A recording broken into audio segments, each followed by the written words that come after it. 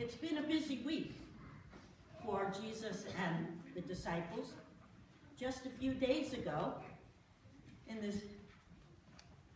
on Palm Sunday, what we know now as Palm Sunday, just a few days ago, Jesus entered the city of Jerusalem, where he is right now in that reading. He entered the city of Jerusalem, excitement in the air, palm branches waving, people cheering, throngs of people coming. Hosanna, Hosanna!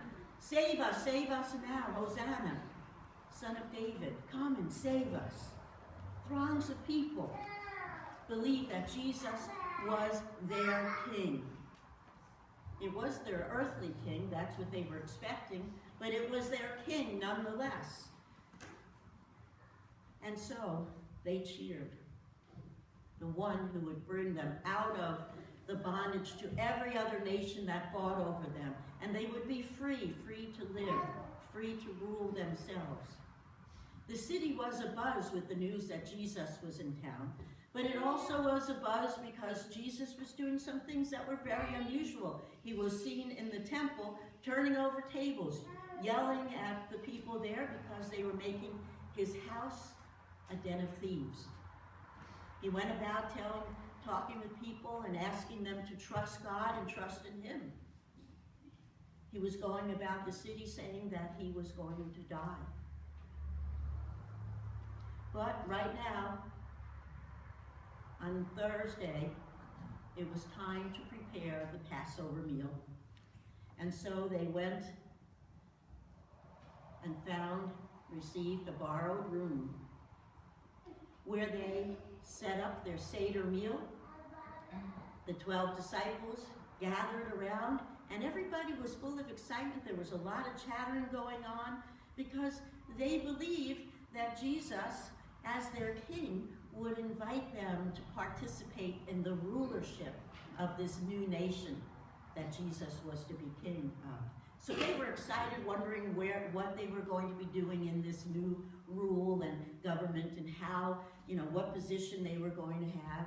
And the disciples were excited.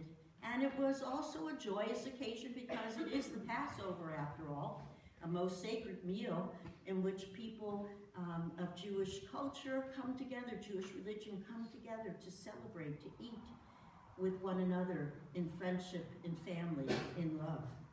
They come together to celebrate the passing over of the angel of death upon the houses of the Jewish people and in the community. So if they put blood on their doorpost, as Jews, God would pass over, and there would be no death in that home that night. So down through the ages, this is what they've been celebrating. Their release from bondage, from Egyptian bondage, but now they thought they were celebrating the release from bondage from all rulerships in the world. Anyway, so there was lots of conversation going on, and there were the disciples, John and James and Peter and Nathaniel and Thaddeus and Bartholomew and James. All of them were together and having a great time and great conversation. This is the evening before Jesus felt the whips tearing at his flesh. This is the evening before Jesus felt the warm blood trickle down his forehead from the crown of thorns. This was the evening before he was taunted and teased for what he had said about himself and what he had said about God. This was the evening before he felt the nails. God taking center stage on that first upper room Maundy Thursday. The time has come for Jesus to reveal himself in ways that only the eyes of faith can see, can grasp. Now fast forward, 2,000 plus years later. The King of the universe is still in charge. God is behind it all then, and God is behind it all now. The King of the universe the creator of heaven and earth, is in charge. And tonight, the one worthy to be served is the one that is doing the serving. God is host at this meal. And we are about to enjoy a meal together that has been celebrated for over 2,000 years, wherever Christians are known.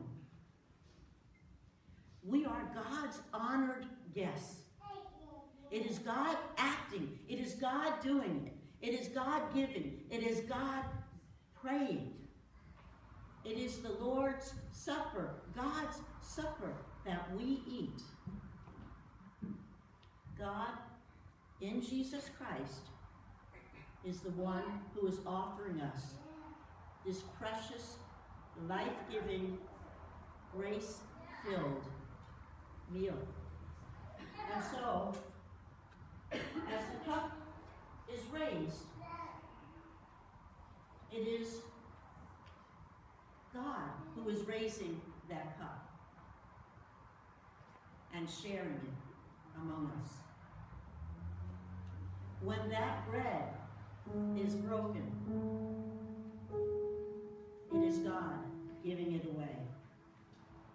It is our Savior meeting us at this table. When bread is broken, it is the Son of the living God breaking the bread.